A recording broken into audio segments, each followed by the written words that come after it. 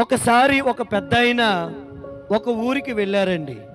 ఓ గ్రామానికి వెళ్ళినప్పుడు ఆ గ్రామము గవిని దగ్గర చాలా సమాధులున్నాయి. ఆ సమాధుల మీద పేర్లు అబ్రహాము, యాకోబు, ఇస్సాకు. యాకోబు 5 సంవత్సరాలు బ్రతికాడు, ఇస్సాకు 3 సంవత్సరాలు బ్రతికాడు అనేటువంటి వయసును రాయబడింది. అప్పుడు ఆయన అనుకున్నారు, ఏంటి ఇంత చిన్నపిల్లలు ఎందుకు ఈ ఊరిలో చనిపోయారు? ఈ ఊరికి ఏమైనా తెగులొచ్చిందా? ఈ ఊరికి ఏమైనా భయంకరమైన రోగం సంభవించటం వల్ల పిల్లలకి ఏమైనా రోగాలు సోకి చనిపోయారా?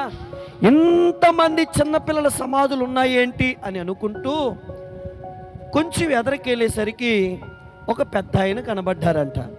ఆ పెద్ద ఆయన అడిగారంట, ఏవండి ఏంటయ్యా, ఊరి గవిని దగ్గర చాలా సమాధులు ఉన్నాయి, ఆ సమాధులు చాలా చిన్నపిల్లలే, ఈ గ్రామంలో ఏమైనా తెగులు వచ్చిందా?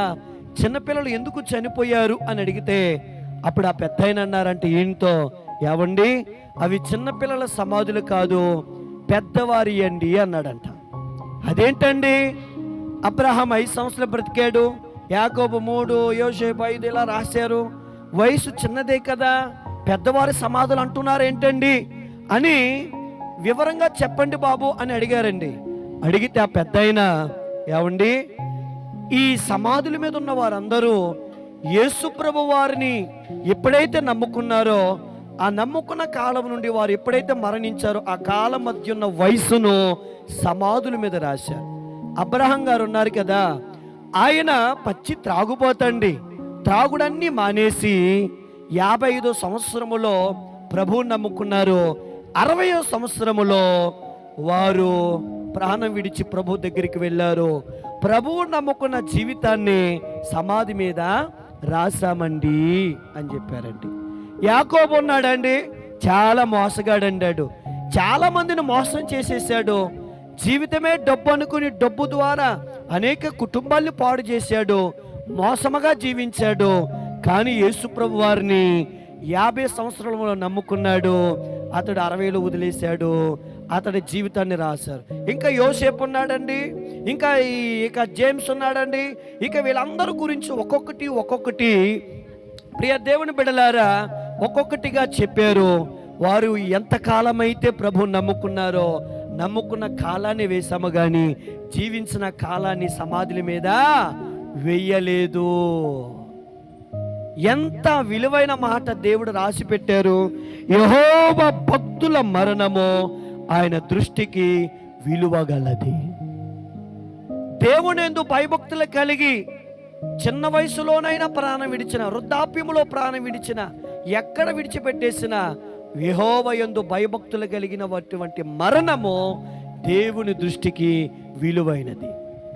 పరలోక రాజ్యములో కూడా మనం ప్రాణం విడిచి వెళ్ళిన తర్వాత మనం ఎంతకాలమైతే భక్తి చేశామో అంతకాలాన్ని దేవుడు పరలోక రాజ్యములో తన గ్రంథమందు రాస్తాడు.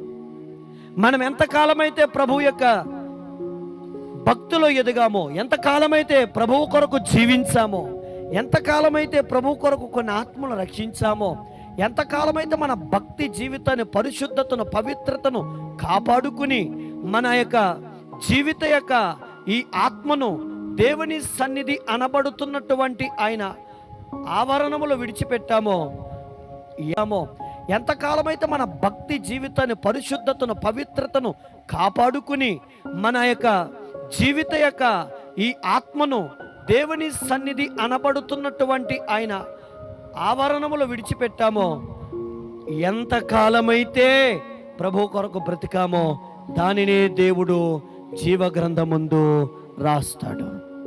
నీ పేరు జీవగ్రంథమందు రాయబడటమే కాదు, ఆ జీవగ్రంథమందు రాయబడిన నీ పేరుతో పాటు నువ్వు ప్రభువు కొరకు ఎంతగా పనిచేసి ప్రభువు కొరకు ఎంతగా భక్తి చేశావో ఆ భక్తిని దేవుడు అక్కడ రాస్తాడు. నిజమే కదా, చాలామంది జీవితాన్ని వ్యర్థపుచ్చేస్తూ ఉన్నారు.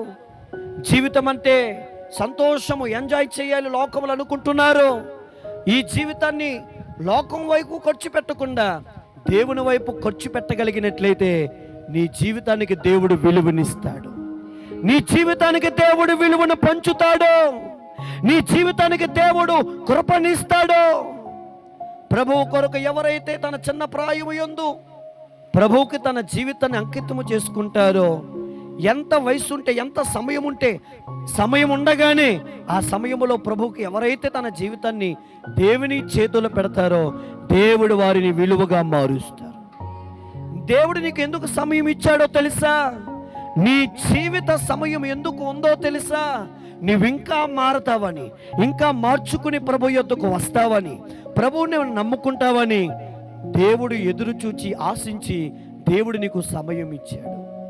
విలువలేని జీవితానికి నీకు విలువ రావాలంటే ప్రభువు చేతిలో నీ జీవితము పెట్టాలి. హల్లెలూయా చెప్పండి గట్టిగా, హల్లెలూయా.